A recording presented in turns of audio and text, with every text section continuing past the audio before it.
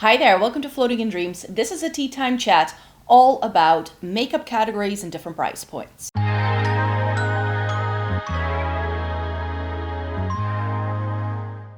Welcome to everybody watching today. Thank you so very much for joining me. This video is one where I talk about a makeup related topic. I do this once a month. I sit down with you and we're having chats like we're friends, and sometimes it's more of a commentary take, but today it's more of an educational take because I wanted to talk about the different price points at which you can find makeup, and also dig into, is drugstore still drugstore? I really see this conversation being had over on other channels as well. I saw Jen Phelps doing a video about this, and I have lots of thoughts, so let's just get stuck in. Of course, please join the conversation by leaving your comments in the description box down below. That's always the most fun part of this video series, I find myself, so let's just get started. So traditionally, there are a couple of makeup categories that we can identify in the makeup realm, from like budget and drugstore to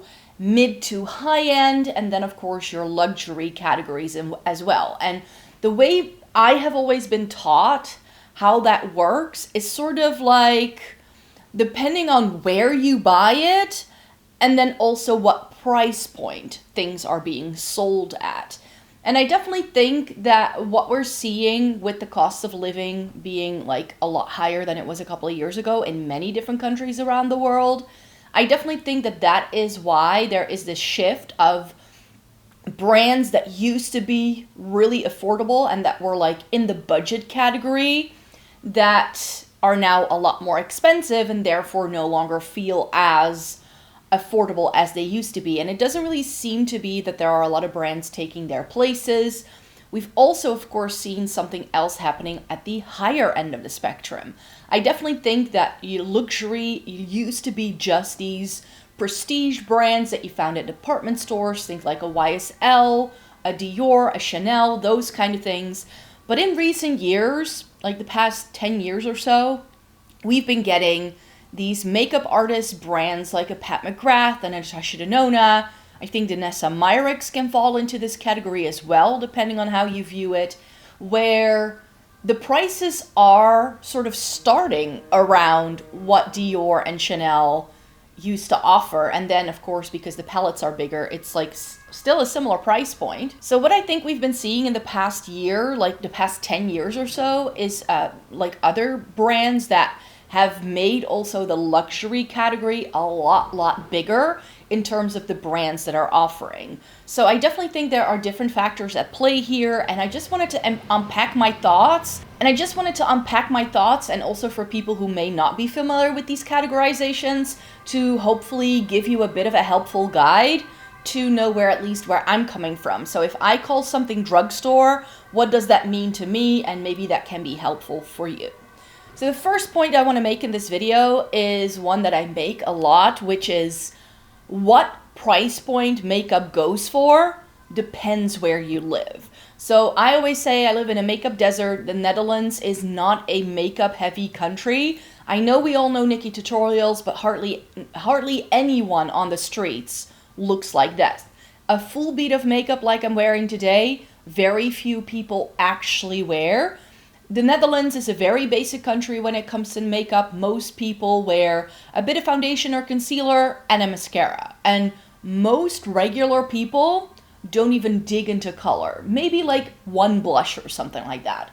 So we're not a very makeup-based country, meaning that the availability of products here is very differently to other countries even that are close to us. A country like Germany which is right next door, has a far bigger offering because they're a much bigger country, but there's also like a different take on like wearing makeup and like a different culture around it almost. I feel similarly to other countries in Europe that I've visited, for instance in the south of Europe, places like Spain and Italy. There's much more of this feel of like feeling sophisticated, and there's definitely more of a culture around beauty aesthetics that we just don't really have here.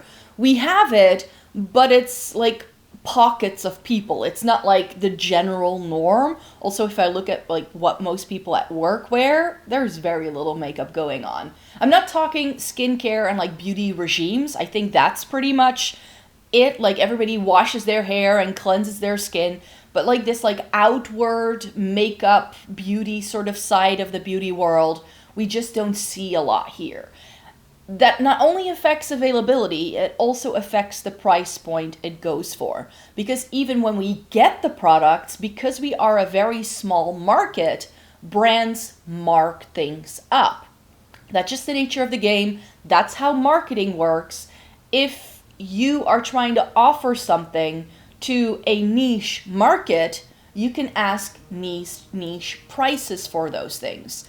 So very rarely have I seen brands, especially within like the drugstore realm, sell things here where I live if they are available in regular stores on websites that a lot of people go to. Very rarely do I see things going for the same price points as in the UK or in Germany or as in the US. Very often we pay as little as 2 to 3 euros extra. Sometimes, I've given this example quite a lot with the ABH palettes, back when those were really popular, things like the Modern Renaissance, those over here were as expensive as a naked palette. They were close to 60 euros, whereas in the US, the exact same palette retailed for $45, which in euros at the time was like 40 euros. So it was like almost a 20 euro markup, just because we are a different market. And I definitely think that also goes for like more general areas, like within the European Union, some brands have like benchmarks for certain products, but I definitely feel that because the Netherlands is really tiny, we just pay more. And I know from people leaving me comments on some of my videos that it's the same for you when you're in a country where most retailers don't ship to, or you're just from a smaller country, things tend to be more expensive to begin with. So my idea of affordable makeup is very different to someone who can buy makeup from Walmart in the US, because Walmart is one of the cheapest retailers in the US for a lot of brands. Like you go to CVS and it's going to be a couple of dollars more than when you get it from Walmart. In the US, every retailer has its own prices, it seems. So if you shop around, you can find a better deal and maybe you can go online and order things in. So I've always given this example also over here compared to like Germany, our taxes are higher. Like on certain products, like makeup over here is deemed a luxury product. So we pay 21% of tax as part of every price we pay. So that also ups the price. Which of course, again, if you're in the US, and I think if you buy it online, this isn't necessarily the case, but if you buy something in store, you do have the sales tax that is added at the cash register, which over here doesn't happen either. Like the price you see on the price tag is what you pay for it. But that does mean that a lot of the complaints that I'm hearing, especially from people in the US, of drugstore prices being inflated and being really high, I'm like, but that's been my reality for as long as I've been wearing makeup. A brand like Maybelline or L'Oreal, I would not call affordable because they're close to MAC prices. Like a L'Oreal mascara retails for $18.99, which in my book is not that good of a deal unless I can find them on sale, and very often our drugstores do buy one get one free deals on mascaras, and that's when I stock up on my L'Oreal and my Maybelline stuff. But I would not just go out and like buy a mascara by itself if there wasn't some sort of offer. And these like very affordable brands that are more in the budget category, I'm thinking of things like Wet n Wild and e.l.f. when they still had their $1 and $3 ranges, which over here was €1 and €3, or maybe 3 and 5, I think it was. It was a little bit more expensive here as well. So those kind of like super budget friendly brands have not only upped their prices over time, but very often they also were very difficult to get where I live. I had to go online, I had to pay for shipping, and things would be marked up even from the European retailers where I can get things from. So a $2 eyeshadow for you is probably going to be 10 for me. And I feel it happens in reverse, but I feel that the effect of it happening in reverse is a little less noticeable because there are fewer EU-based brands that become available in the US than the other way around. Because I do think that a lot of the innovation and like the driving force of a lot of the makeup we buy comes from the US. So therefore we all like sort of scramble everywhere around the world. Of course, Korea has, like, Asia, I think, is really, really booming when it comes to makeup as well, but that is serving a certain aesthetic that in the West isn't always accepted as being a beautiful makeup look, especially not within the beauty community. So I feel that Asian beauty and like K-beauty, C-beauty, J-beauty, all of those sort of brands do really wonderful things, but you do need to find the right audience who appreciates that, I find. So if I'm just thinking of like the market where I'm at, the things that I'm a part of, I definitely see this like driving force coming from the US rather than the European Union. So we don't really see the opposite. But from what I've heard, US like creators talking about like Essence and Catrice, then also Essence and Catrice are marked up over there. So I can understand why some people will not find certain products worth it from Kiko, from Essence, from Catrice, because they are already slightly more expensive brands here. Essence and Catrice, not that much, but Kiko as well. That's like around that Maybelline L'Oreal price point I was talking about. Like they start, like most of their products are around 15 euros and up, which compared to like the US, where drugstore for a very long time used to be under 10 or sometimes even under $15, that's why I wanted to have this conversation, because what I'm seeing happening, especially with a lot of US creators who are starting to go like, oh, but this is really expensive. And I'm just over here like, I don't find it expensive at all, because that's what I have been paying for my makeup since forever. I don't know any better than that. In fact, whenever I've been to the US, I was always stocking up on makeup because it was so much cheaper. Something like the Milani eyeshadow primer. I've given this example in the past. I'm not sure what it goes for right now, but the last time I looked at it in dollars, it was like $7. Over here, just the eye primer itself, no bells and whistles, nothing special happening there, retails for $12.95, which in dollars is close to $15. That's a 50% markup of the exact same product. Doesn't mean I still love it. I still love it as much as the next person. But I do think that the way we are used to what we're paying compared to what we might be paying now is what is like really part of this conversation, I think. So if you're used to paying less than 10 or less than 15 euros for a lot of your drugstore products, and all of a sudden things become 15 and up, I can understand why people become very concerned and they're like, I don't think that's drugstore anymore. And therefore I think that the makeup categories we have, like budget, drugstore, high-end, luxury, it's not just price point, it's also where you buy it, how the brand is marketed that goes into it. For instance, there's a reason why L'Oreal isn't available at Sephora, because they don't spend that kind of money on their marketing. And if L'Oreal or Maybelline or Wet n Wild would be in Sephora, we would probably see the prices go up even more, because to get floor space in a store like that is just far, far more expensive than having a little bit of space up on a wall somewhere in the back of a drugstore. You know what I mean? So I think especially with drugstore, it's about availability, where you buy it, and then the price point is actually secondary. And I don't think a lot of people realize that. Drugstore, the way the conversation online has always happened, has been very price point focused. If you call something drugstore, people expect things to be affordable. 15 euros and under, 20 euros and under, that sort of thing. However, where I'm at, in Europe, we don't really have drugstore the way you have in the US. Like, it's a very different beast over here. There are countries where drugstore makeup just really isn't a thing. Like, these more affordable Wet n Wild like things just don't even exist. Like over here, we have two, like maybe three main drugstores. We have Kruidvat, Ethos, and Trekpleister. But Kruidvat and Trekpleister are very similar, I feel. So whether you have one or the other near you doesn't really make much of a difference. And they kind of rotate. Like with the deals, you can get like 1 week it's a deal at Kruidvat, and then 2 weeks later it's a deal at Ethos. And they kind of like have a little train like that. So if you have a couple of them near you, you can always find things that are cheaper.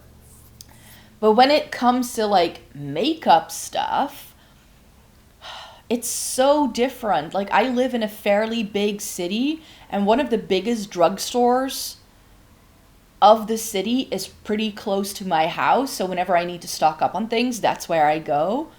But it is a fraction of the size of a drugstore in the US. It just is.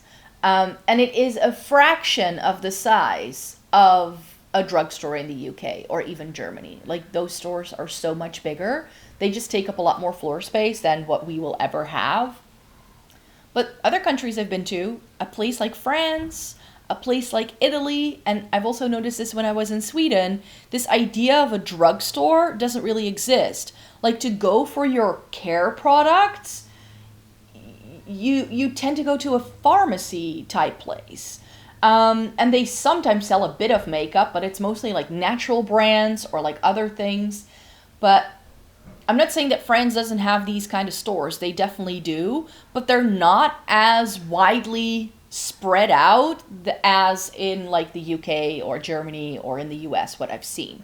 Like in Paris, every street corner has a pharmacy, but not a drugstore. Whereas in New York, it's drugstore central. Like it's just drugstore, drugstore, drugstore. And they almost function like a corner shop where you can buy food and stuff as well.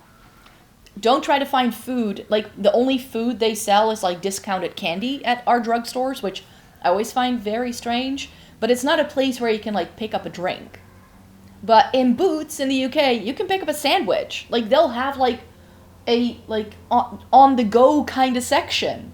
That doesn't happen here as well. So I think drugstore is something differently wherever you go. And I'm just used to a very different experience in my drugstores than most people in other countries, I think. And that also goes for price point. So I've definitely seen so many people talking about the price point at the lower end of the spectrum, but I don't see a lot of people talking about the price point at the higher end of the spectrum.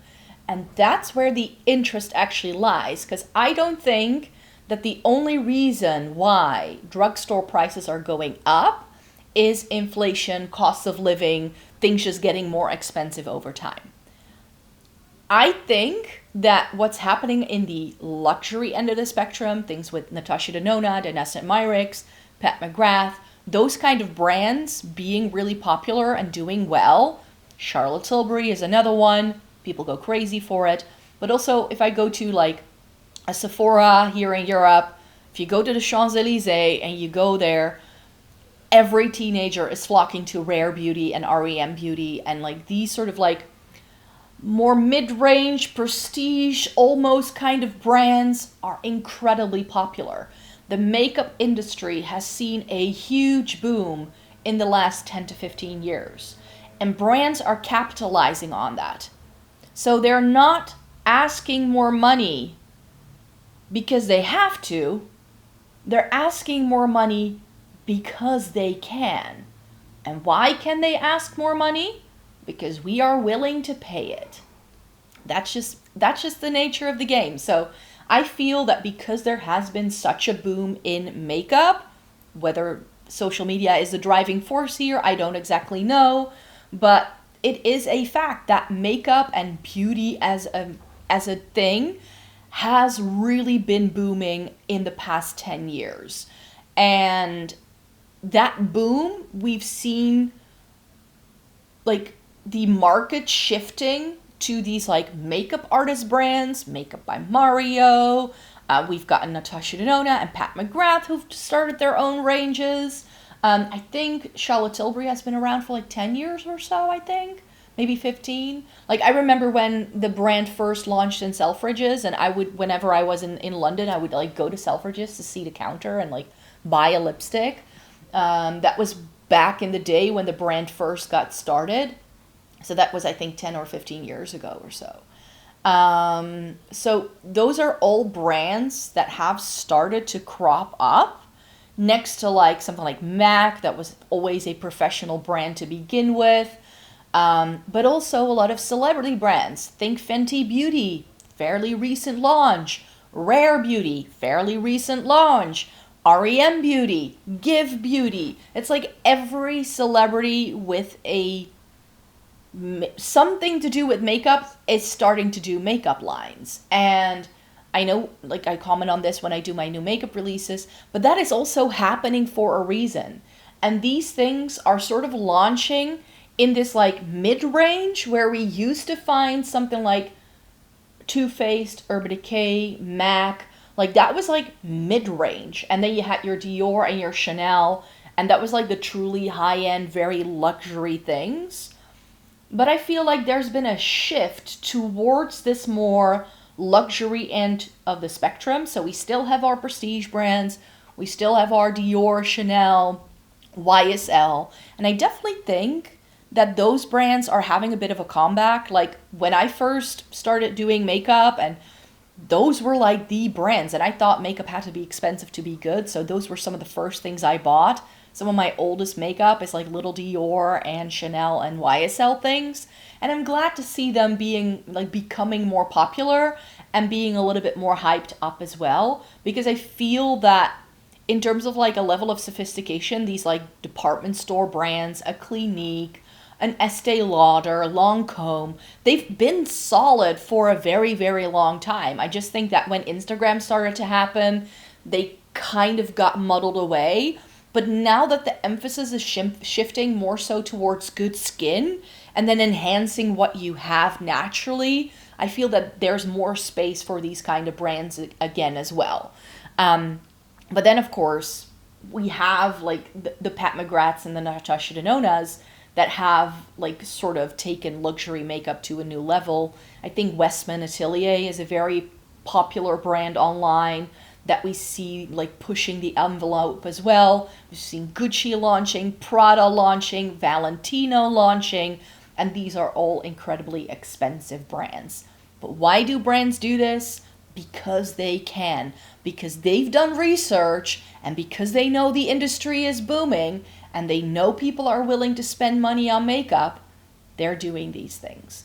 So are they targeting the everyday person who just wants to have like a backup of their mascara? That's not who they're targeting. Yeah, they're targeting the makeup lovers. They're targeting the people like me with excessive amounts of makeup. That's who they're targeting. They know we are willing to spend more money on makeup than ever before, and so they're upping the prices. And so we have these many more brands that have launched in recent years that are at that higher price point. And that brings me back to the point I was making about drugstore brands, because what have we been seeing like drugstore brands doing is duping the high-end stuff.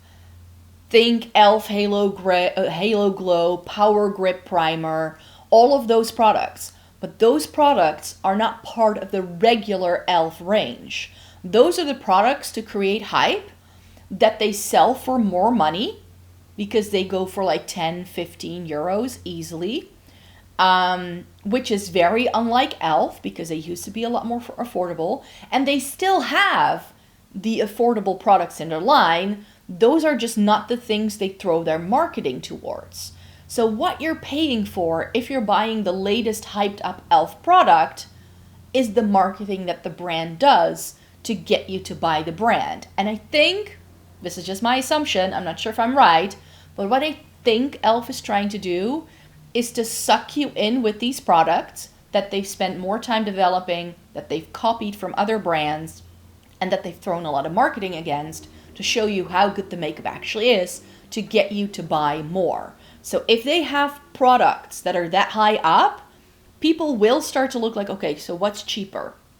So the reason why you're seeing these products is the bottom line.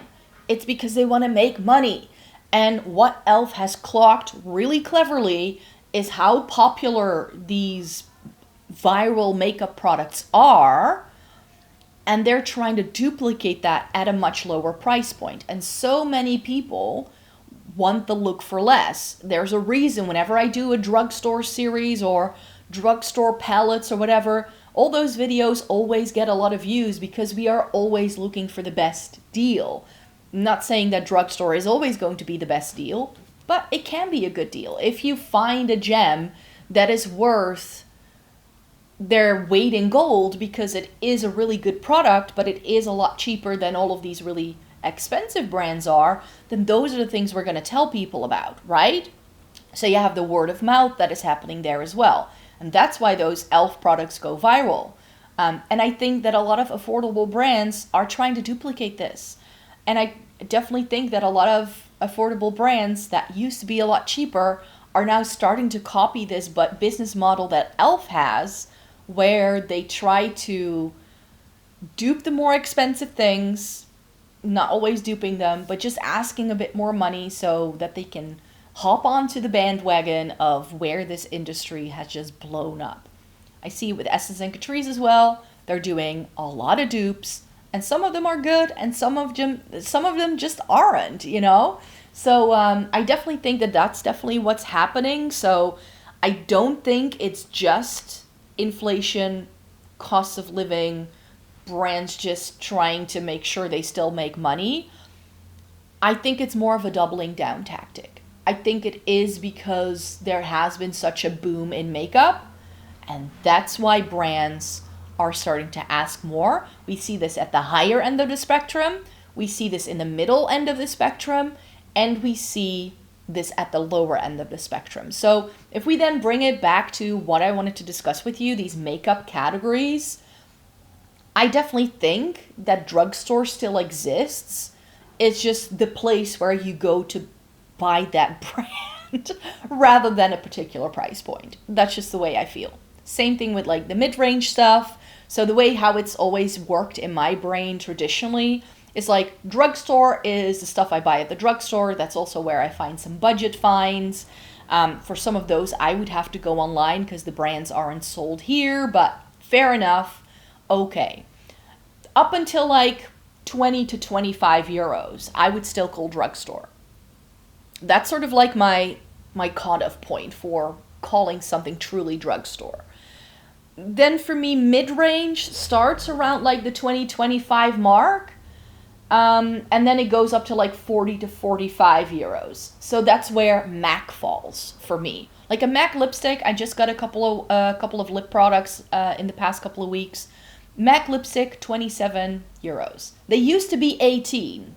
I remember the first MAC lipsticks I bought were 18 euros. So that's, if you look at it historically, it's a lot. But I think if we look at the boom and the shift of where things are going, it's actually a clever shift because it's not necessarily a drugstore brand anyway. So they are still at that bottom end of what I would consider mid-range. So there's definitely that.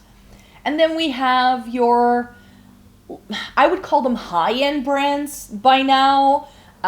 So those would be like your Too Faced and your Anastasia Beverly Hills, Urban Decay, Benefit sort of ranges. Which is like 45 to like 40, 45 to like 60, 65. And then 60 and up, I would call luxury. So that's your Westman Atelier, your Natasha Denona, your Pat McGrath stuff. Of course, those brands do sell cheaper things, like a Natasha Denona lipstick is going to be 50 euros. But for instance, Gucci lipsticks are 40 euros. In terms of lipstick, that's what I do find like luxury high-end. So for me, my Lisa Eldridge lipsticks, which are like 32, 33 euros, I would call those high-end lipsticks, and then Gucci is like luxury, MAC is mid-range, and then something like Kiko lipsticks are like drugstore. That's sort of how it works. So I do also think that those categories kind of shift depending on what product you look at. For foundation, I would think it's pretty much in that range. There are definitely brands that do have foundations that are like over 60 euros as well. I think Tom Ford and that Cogendo foundation I think is pretty expensive. So there are definitely brands with like foundations up there. So I definitely think there is overlap in those categories. I don't think that they're like solid set in stone. It's more like a bandwidth, you could say, like a volume button on your radio, that sort of thing. And there's just a range in each category, I think, but I would say I would consider anything under 20 euros to be drugstore. And one of the reasons why I wanted to comment on this is because when I was filming my drugstore palette video, I very much doubted whether I should put my Wycon palette in. And Wycon is a strange brand because they have their own stores. It's very much sold in the same way that Kiko is over here. And they are also an Italian-based brand. And a lot of the products in store were like in that 10 to 25 euro range. So in my brain, it's definitely a drugstore brand. It was just that their 15 pen eyeshadow palettes, those were really expensive compared to everything else in the store at full price. So at full price, the eyeshadow palette I have by them is 50 euros, which is a lot of money. But I got money off, so it was like 35-ish, I think. So that felt doable, you know? But most of the products in there were in that sort of Kiko sort of price point with lip products around the 10 euro mark. Most blushes, bronzers around like 15 to 20 euros. Their foundations were like around 20 euros or so. So it was just these like eyeshadow palettes that were really like the outliers. But then I looked at them and correct me if I'm wrong, but I have had this conversation with you guys as well. Kiko, also Wycon, Italian brands, a lot of your luxury makeup, just look on the back of it, made in Italy. Laura Mercier, Pat McGrath, Huda Beauty, like all of those things are made in Italy very often. Sometimes it's made in Korea, but very often the manufacturer is in Italy. And so I have my suspicions, and I've said this many times of Kiko in the past, that a lot of the Kiko products are made in the same factories as these much more expensive brands, which is why Kiko has so many amazing alternatives.